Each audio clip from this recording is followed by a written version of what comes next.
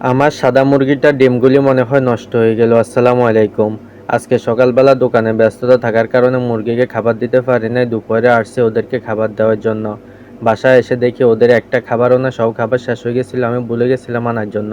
চলে আসলাম বাসায় চাউল আনার জন্য। ওদেরকে আজকে চাউলে খাওয়াইতে হবে, আজকে আর খাবার আনা সম্ভব না।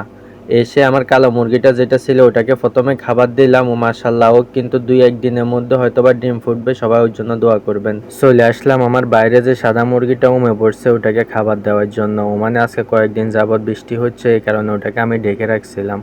ওটাকে ঢাকনা খোলার সাথে সাথে ও বের হয়ে গেল। ডিমগুলির অবস্থা দেখে তো আমার মাথায় হাত। গতকালকে মুরগির ডিমগুলি ঠিকঠাক ছিল, আজকে হঠাৎ করে এরকম কেন হলো বুঝতে পারতেছিলাম না। গতকালকে ও বসেছিল ডিমের উপরে, কিন্তু আজকে ও বসে নাই। ডিমগুলি সব এদিক ওদিক করে ফেলছে। এটার মধ্যে আমি একটা ডিম ভেঙে দেখলাম ওটার ভিতরে বাচ্চা হয়েছে, আর একটা ডিম দেখতেছি ওটার ভিতরে ফুরায় পানি। বাকি যে ডিমগুলি ছিল ওগুলির মধ্যে বাচ্চা আছে, ওগুলি ঠিক আছে। এর মধ্যে আমার ডিউটির সময় হয়ে গেছে, চলে আসলাম। আমি দোকানে আসার সময় কিছু তার আনছিলাম আর একটা হোল্ডার আনছিলাম যেটার মধ্যে লাইট লাগানো যায়। ওগুলি আমি এখানে বসে দোকানে ডিউটির ফাঁকে ওগুলো ঠিক করলাম, যেহেতু বাসায় গিয়ে সময় তেমন একটা পাবো না। এগুলো ঠিক করে দোকান থেকে একটা কার্টন নিয়ে চলে গেলাম বাসায়। ওগুলোকে এখানে কয়েকটা কয়েল পাখির ডিমও ছিল, ডিমগুলোর ভিতরে কিন্তু বাচ্চা হয়েছে। জানি না এগুলো ফুটবে কিনা। একটা ম্যানুয়াল ইনকিউবেটর মেশিন বানাইলাম, এখন দেখি বাচ্চাগুলো ফুটাইতে পারি কিনা।